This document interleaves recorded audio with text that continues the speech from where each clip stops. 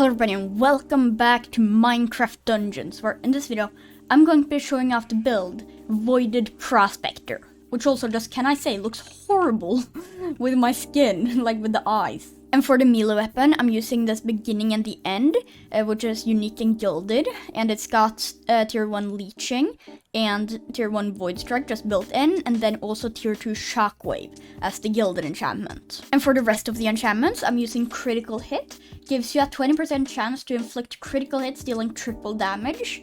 The beginning and the end is a pretty slow weapon, but I feel like it still procs a lot, and I'm also using the death cap in this build, so that it procs even more. And then it's also Prospector. Enemies you defeat have a higher chance of dropping emeralds. At your this is plus 300% increased chance. Since this is an emerald build, then Prospector is sort of just obvious.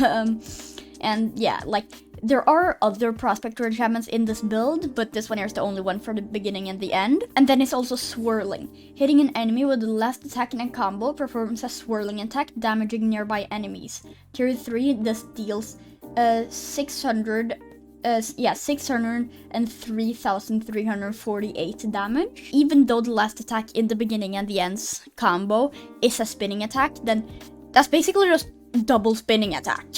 But then onto the armor, where I'm using the Opulent armor, which is a unique and gilded, and it's got brief damage immunity when it collects an emerald. And like, it's not super noticeable, but I'm sure there's some damage being negated from that.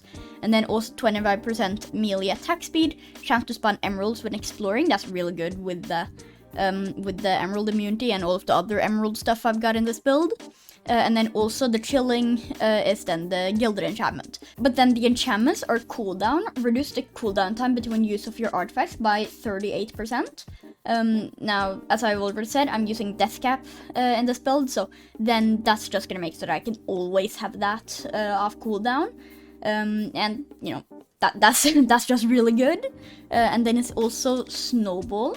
Fires a snowball at nearby enemies every few seconds, briefly stunning it. And at tier 3, this triggers every single second, and that just basically permanently stuns the closest enemy, which is really, really good for just all types of builds. So, you know, why not just have it on an emerald build too?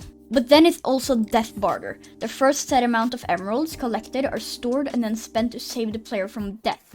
Tier 3, this costs 50 emeralds, and like, every emerald build should have Death Barter, because it's just the most useful thing if you have Prospector. Like, you can literally have another life. And that is then everything for the armor, and then onto the ranged weapon, where I'm using the Call of the Void, again unique and gilded, and it's got applies rising damage multiplier, just void strike again, and chance for arrows to explode. There's a few shots, but since it's only level 1, it's every 5 shots, I believe. And then the gilded enchantment is rapid fire level 3, and rapid fire isn't the best, but still, like, I feel like it's still decent. But then for the enchantments, I'm using Tempo Theft. Steals a small amount of a mob's movement speed and gives it to you for 4 seconds. At tier 3, this 50% stolen speed. Use Tempo Theft. I feel like not many people use this, but it's a good enchantment, and I say this in literally every single build video, but I'm still gonna say it. But yeah. Then it's also got Prospector.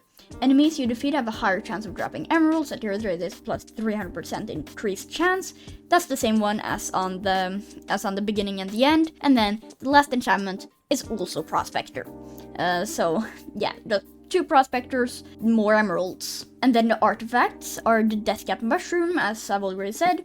Ironhide Amulet. This will also work with the cooldown, so that I'll always have that on. And then also the Spin Blade, just to get a little bit like more AoE. But that is then the build done, so now onto the test, where I'll be doing the Gauntlet of Gales. So yeah, let's go. Okay, so we're now in. Let's just use the Death Cap and Ironhide right off the bat. Already got some emeralds. A bunch of goats. Okay, here's some actual mobs.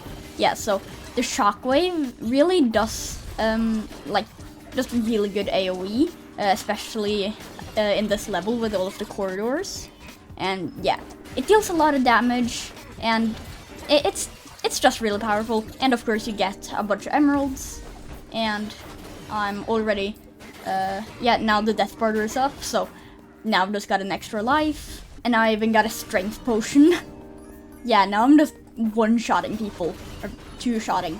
Or something. I don't know. Yeah, this is pretty powerful with the strength potion. And then of course also the snowball. This constantly stuns the closest enemy. Oh, and of course there comes enchanted royal guards and enchanted skeletons and all of that stuff. Yeah, that's just wonderful. Just use my spin blade to nuke them. I mean, like, they're not that hard to defeat. Run? Yeah, I think run would be the correct answer. So, oh, they have deflect. Why do you have to have so much deflect in your life? Just run. Shoot this guy and continue running. No! Why is there a puzzle here? Okay.